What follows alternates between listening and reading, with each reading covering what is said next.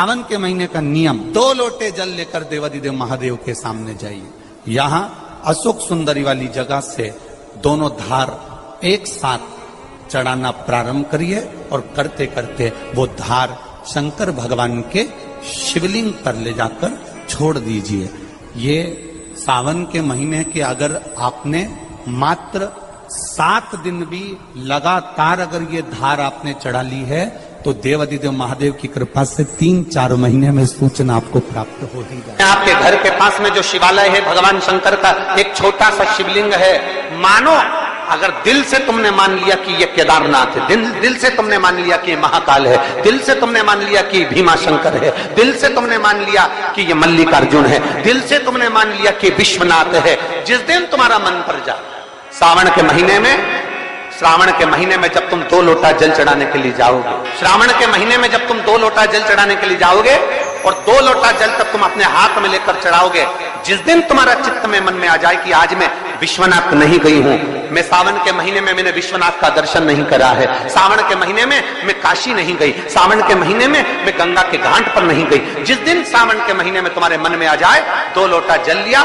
शंकर जी को चढ़ाते हुए अपने मन में विचार कर लिया कि मेरे विश्वनाथ मैं तुम्हारे दरवाजे तो नहीं आ सकी, पर मेरे जल में अगर बल होगा तो इस जल को आप वहां से यहां आकर स्वीकार कर लोगे। वो विश्वनाथ पहला दिन लगे 2 लोटा जल चालू कर दो, श्रावण के पूरे महीने 2 लोटा जल अपने घर से लेकर जाओ और अपने घर से जब जल लेकर जाओ तो ये विचार कर कर जाना, आज मैं शिव को काशी में, आज मैं शिव को केदार में, आज शिव को अमरनाथ में, आज शिव को भीमा शंकर में, आज शिव को मल्लिकार्जुन में। और फिर निवेदन करूंगा, जिस बहन को 19 और 20 साल तक भी औलाद नहीं हुई हो तो कृष्णेश्वर महादेव का नाम लेकर 2 लोटा जल तुम्बकेश्वर महादेव का नाम लेकर चढ़ा कर देखना, सावन के बाद में बाबा संतान जरूर देगा, झोली जरूर। कहीं नहीं जाना, अपने नजदीक में, अपने घर के पास में, अपने मोहल्ले में, अपनी गली में, अपने चौराहे पर,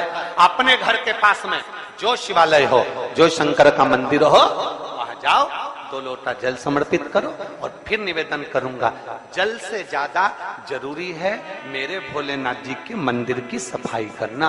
अब कीचड़ चालू हो जाएगा, पानी चालू हो जाएगा, सावन का महीना चालू हो जाएगा, अपने साथ एक कपड़ा लेकर जाओ, बाबा के मंदिर को पूरा साफ कर कर, बाबा के शिवलिंग का स्नान कर कर, बेलपत्र निर्माल्य जितना पड़ा है उसको उठाकर कहीं विसर्जन के लिए, किसी नदी तालाब बावड़ी में नहीं, किसी कुएं में नहीं, निर्माल्य तालाब में, नदियों में, बावड़ी में डालने के बाद वो निर्माल्य सड़ता रहता है, नदी नाले का पानी सूखता रहता है, उसमें कीचड़ इकट्ठा हो जाता है, उस निर्माल्य को इकट्ठा करो, गाड़ी में भरो, किसी एक खड्डा खोदकर वहां दबाकर उसकी खाद तैयार करो और बाद में बेलपत्री के वृक्ष के नीचे उसको डालते रहो। पर ध्यान रखना कि निर्माल्य हमें नदी तालाब बावड़ी कुएं में नहीं डालना है, महादेव से कहना नहीं आता। तब हम क्या करें?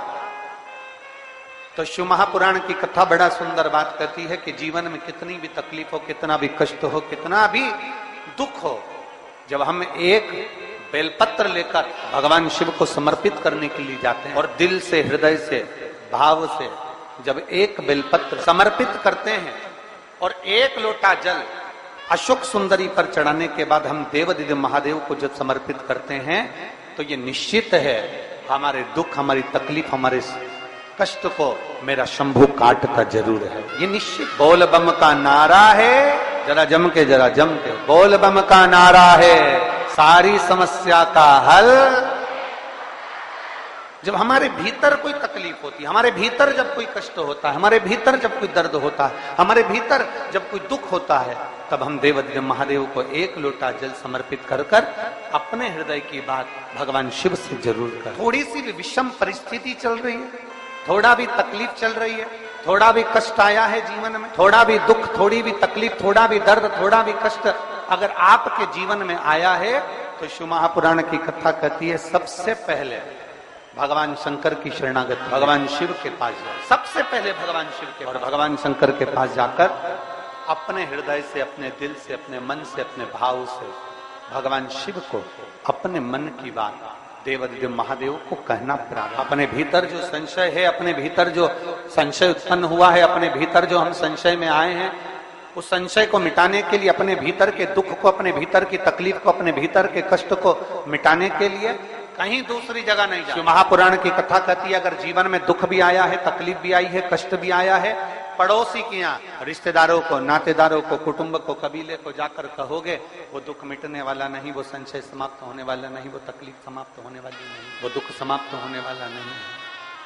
अगर जीवन में अगर तकलीफ आई है, जीवन में अगर कष्ट आया है, तो हमें शिव की शरणागति ग्रहण कर, एक लोटा जल हाथ में लेकर भगवान शिव से अपने दिल की बात, अपने मन की बात भगवान शंकर को जरूर जाकर कर रहे हो, ये आपके ऊपर निर्भर कर। माँ, महात्मा और परमात्मा। एक माँ, दूसरे नंबर पर महात्मा और तीसरे नंबर पर जम के बोलो जरा, अच्छे जम के बोलो, परमात्मा। ये तीन आपको देखते तक नहीं, फिर भी अपना पूरा प्रेम, अपनी पूरी वात्सल्यता, अपनी पूरी करुणा, अपनी पूरी उदारता, ये आपके ऊपर उंडेल देते हैं। कौन कौन? जम के बोलो जरा। पहले नंबर पर, आवाज नहीं आई, जम के जरा।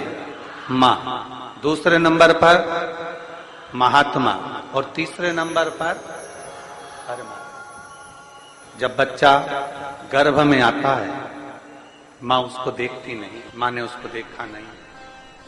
जब बच्चा गर्भ में आया, जब बच्चा गर्भ में पहुंचा, तो माँ ने उसको देखा नहीं, माँ उसको देखी नहीं। बच्चा जब गर्भ में आता है तो माँ ने उसको देखा नहीं होता है।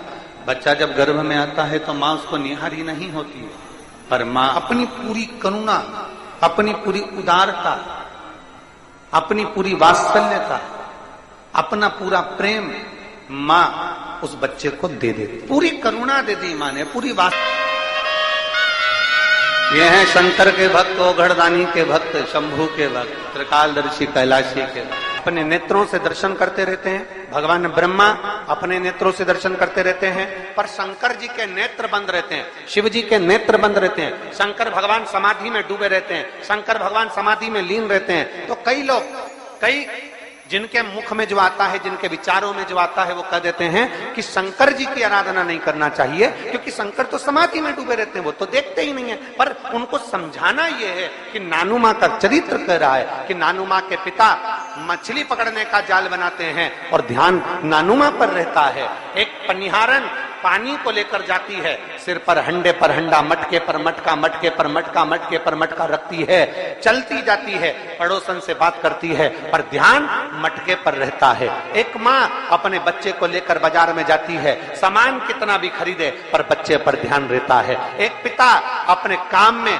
ध्यान देता रहता है।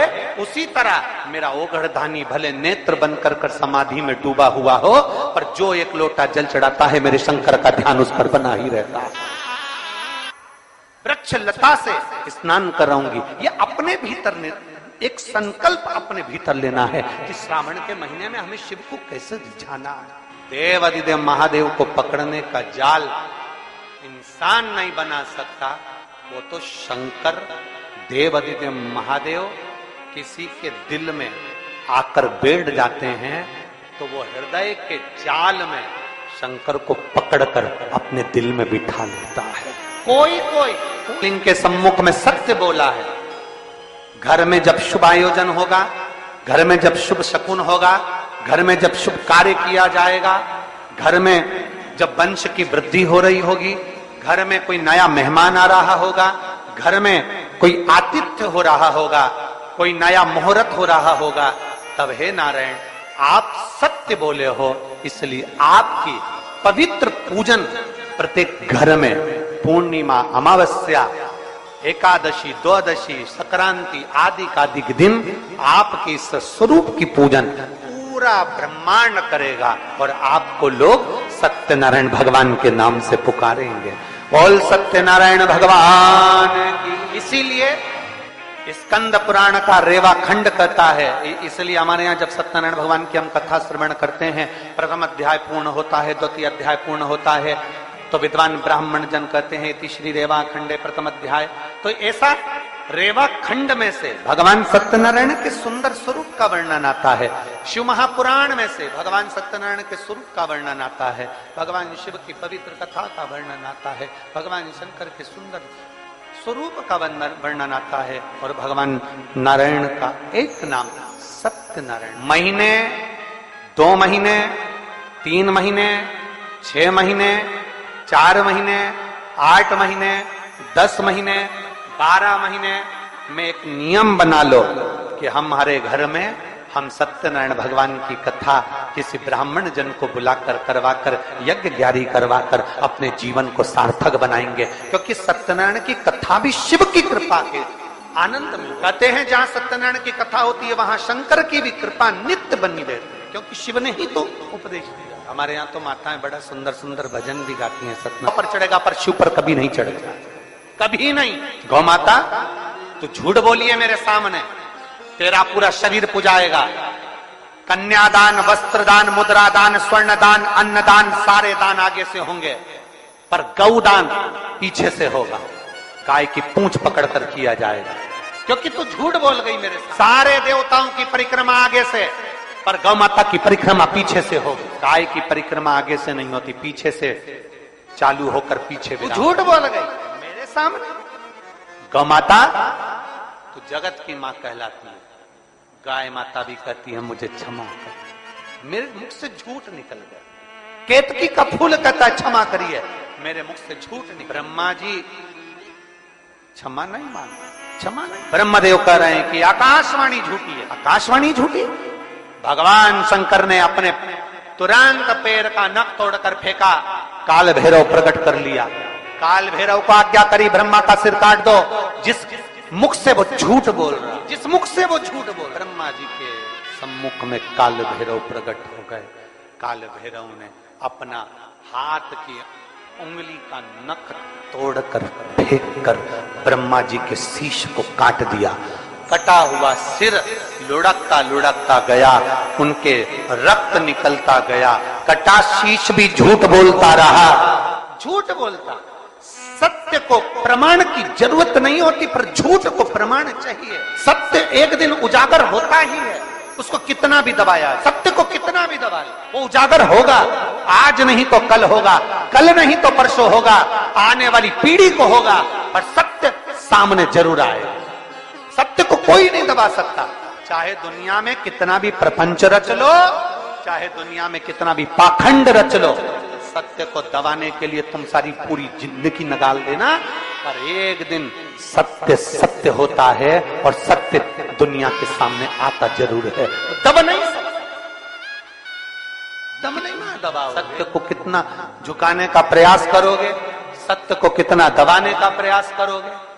सत्य सम्मुख है, जिसके तट पर उत्तर प्रदेश की गवर्नमेंट ने बड़े बड़े बोर्ड लगाकर रखे हैं, ये कर्मनाशा है, इसमें हाथ ना लगाइए, ये कर्मनाशा है, इसमें अगर कोई इसके पानी का छींटा भी लग जाता है तो 7 पीढ़ी में किया गया पुण्य छिन्न हो जाता है। ऐसी कर्मनाशा नदी जिस पर पक्षी भी अपनी चोंच में जल नहीं भरता, जिस नदी का जल एक श्वान भी नहीं पीता, वो कर्मनाशा आज भी बहती है। और बड़े बड़े बोर्ड लगे हैं, इस कर्मनाशा नदी का स्पर्श ना किया जाए। विद्वान, चतुर, संत, साधु, सन्यासी, तपस्वी उस कर्मनाशा नदी को कभी पार भी नहीं करते, क्योंकि कर्मनाशा के जल का छींटा लग गया तो हमारी पीढ़ी दर पीढ़ी में किया गया पुण्य समाप्त हो जाता है। कर्मनाशा आज भी जो ब्रह्मा जी के श्री शिवाय नमस्तुभ्यम, श्री शिवाय नमस्तुभ्यम, हर हर महादेव। सावन मास में आप 2 लोटा जल का उपाय जरूर करें। 2 लोटा जल के धार से शिवलिंग के अभिषेक करें तो होगी आपकी हर मनोकामना पूरी। श्री शिवाय नमस्तुभ्यम, श्री शिवाय नमस्तुभ्यम, हर हर महादेव।